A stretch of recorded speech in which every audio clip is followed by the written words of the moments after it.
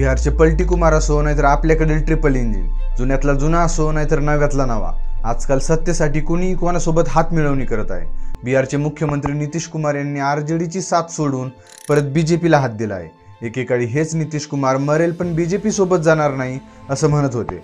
मर जाना कबूल है, उनके साथ जाना हमको कभी कबूल नहीं है। पण आज फक्त नितीश कुमारच नाही तर जवळजवळ सगळ्याच राजकीय पार्ट्यांनी मतदाराच्या मतदानाला काहीच किंमत ठेवली नाहीये। आता आपल्या हातात फक्त मतदान करायचे आणि शाई लावलेल्या बोटाचा फोटो सोशल मीडियावर टाकायचा एवढंच उरलं आहे।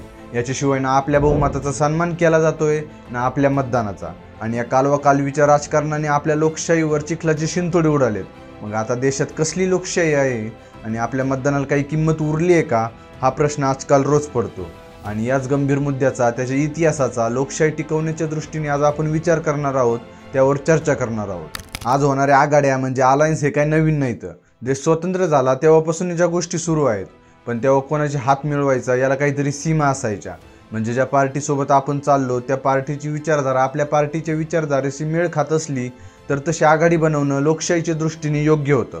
किंवा राज्यात कोणालाच बहुमत मिळालं नसेल तरी 1 आणि 2 नंबरचे मत मिळवणारे पक्ष मिळून सरकार स्थापन करू शकतात। तिथपर्यंत हे सगळं लोकशाहीला व जनतेच्या मतदानाला न्याय देणारं ठरू शकतं। पण ज्या पार्टीने 1 नंबर मत मिळवलंय तिलाच बाजूला ठेवून बाकीच्यांनी सरकार बनवायचं हे काही बरोबर नाही। आणि त्या 1 नंबरच्या पार्टीने परत सत्ता मिळवण्यासाठी चालू सरकारला पाडून लोकशाहीच्या विरुद्ध जायचं हे पण काही बरोबर नाही।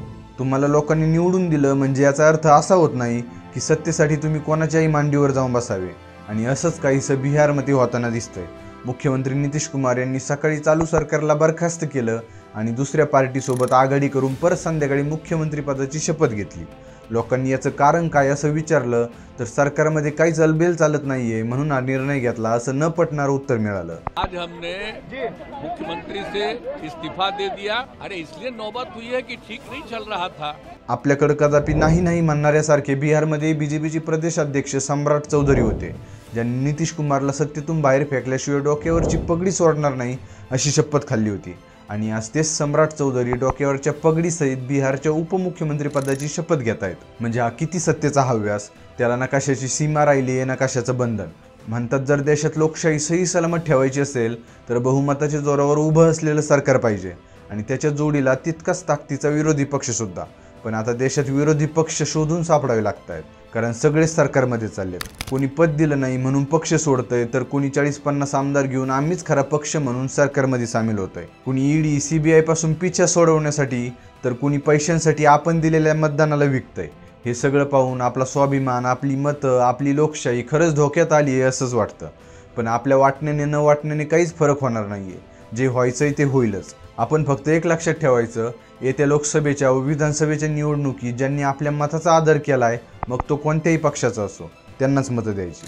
जे विकासाचं बोलतात त्यांनाच मतं द्यायची। नाहीतर लोकशाहीप्रती आपण फक्त मतदान करायचं आणि हे नुसतं धर्म, जात, आरक्षण, मंदिर, मस्जिद अशा भावनिक मुद्द्यावर जनतेची भाषणं देऊ देऊ फसवणूक करतील। बेरोजगारी, शिक्षण, पायाभूत सुविधा, आरोग्य अशा मुख्य मुद्द्यांबाबत मात्र कुणीच बोलणार नाही। आणि आज आपल्या मताला काहीच किंमत उरली नाहीये, हीच मोठी शोकांतिका। तुम्हाला या घडणाऱ्या सर्व घटनाक्रमाबद्दल काय वाटतं व देशात लोकशाही टिकवायची असेल तर सामान्य जनतेने काय केलं पाहिजे हे मला कॉमेंटमध्ये सांगा। व व्हिडिओ आवडला असेल तर लाईक, शेअर आणि चॅनलला सबस्क्राईब करायला विसरू नका। भेटूयात पुढील व्हिडिओमध्ये। धन्यवाद।